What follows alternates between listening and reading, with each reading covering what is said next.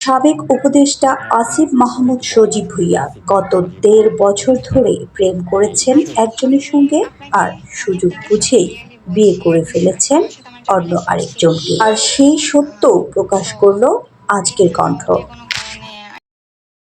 আপনি এখন তাহলে একটু বলেন আসলে যে আসিফ মাহমুদ সজীব ভুঁইয়া যে উপদেষ্টা, মানে এই আচ্ছা, বিষয়টা কি? আমি আপনাকে সব ক্লিয়ারলি বলছি। এর বিষয় ওর সাথে আমার একটা রিলেশন ছিল। হুম। হ্যাঁ, সো এনি হাউ যে কোনো কারণে আই ডোন্ট নো, মানে হঠাৎ করে আমাকে উইদাউট কোনো রিজনই আমাকে ব্লক করে দিয়েছে।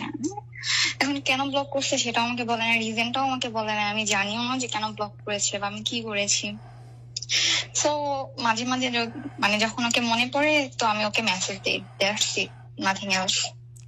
তো আপনার নাম তো সায়মা, তাই না? জি। জি। তো মানে মানে কতদিনের সম্পর্ক ছিল আপনার সাথে তার? এটা অলমোস্ট প্রায় ১.৫ বছর প্লাস ছিল রিলেশন, বাট এখন আমাদের মধ্যে কোনো রিলেশন নেই, যেহেতু ও আমার সাথে কন্ট্যাক্ট করছে না, যোগাযোগ করছে না। তো ওর মতো আছে, আমি আমার মতো আছি।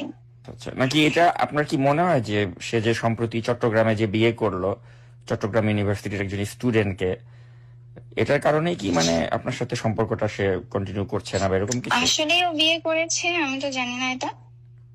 হ্যাঁ, তার মেয়ে, সে যাকে বিয়ে করেছে তার বাবার নাম হচ্ছে জনাব শহীদুল্লাহ। তিনি একজন সৌদি প্রবাসী, শাহরাস্তি এলাকার। মেয়ের মামার নাম হচ্ছে রাজ্জাক চট্টগ্রামেও বিয়ে মেম্বার। করেছে। মেয়ের মামার নাম রাজ্জাক মেম্বার, শাহরাস্তি চাঁদপুর। এবং বিয়েতে ১০ জনের মতো উপস্থিত ছিল। আর এটা হচ্ছে আচ্ছা, গিয়ে জুন মাসের ঘটনা আর কি। এটা হচ্ছে জুন মাসের, আচ্ছা, সম্ভবত জুন মাসের ১০ তারিখের দিকে সে বিয়ে করেছে। তাহলে কি জুনের ১০ তারিখের পরে কি মানে আপনাকে সে অ্যাভয়েড করা শুরু করলো? হ্যাঁ, আমার সাথে তো এপ্রিল মাস পর্যন্ত মোটামুটি ভালো রিলেশন ছিল। ঈদের পরেও আমাদের দেখা হয়েছে, বাট আমি অ্যাকচুয়ালি জানি না ও যে বিয়ে হয়েছে, এটাই তো আমি জানি না। হ্যাঁ, তার বিয়ে হয়েছে এবং আমি আপনাকে বলছি সে চট্টগ্রাম ইউনিভার্সিটির একজন স্টুডেন্টকে বিয়ে করেছে।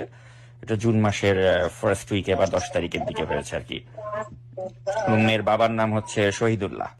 সে একটা সৌদি প্রবাসী এবং আমাদের বাসা হচ্ছে শাহরাস্তিতে। মেয়ের মামার নাম রাজ্জাক মেম্বার। আচ্ছা, না অ্যাকচুয়ালি ওর সাথে আমার যে কন্ট্রাক্ট থেকে পেয়েছি, মানে আমার কাছে ওর যে দুইটা কন্ট্রাক্ট থেকে আমাকে হোয়াটসঅ্যাপ থেকে ব্লক করা। সো আমি কখন নাম্বারে কন্ট্যাক্ট করে ট্রাই করিনি। ও ড্রাইভার সাথে যোগাযোগ করার চেষ্টা করেছি, ও ড্রাইভারকে হয়তো আমার মেসেজে রিপ্লাই দিতে নিষেধ করে দিচ্ছে, জানি না।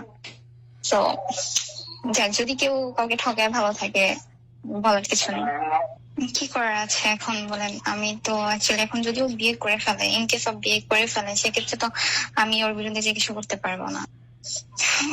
আমার সাথে ওর হোয়াটসঅ্যাপে মোস্ট অফ দ্য টাইম যোগাযোগ হতো, সো হোয়াটসঅ্যাপ নাম্বার ব্লক আছে, বাট সিম নাম্বার হয়তো ব্লক করেনি। আমি সিমে কখনো ওকে ফোন দিইনি, যোগাযোগ করার চেষ্টা করিনি ফোনে। যদি রাগ করে এই ভয়ে ফোন দিইনি। ও যে খুব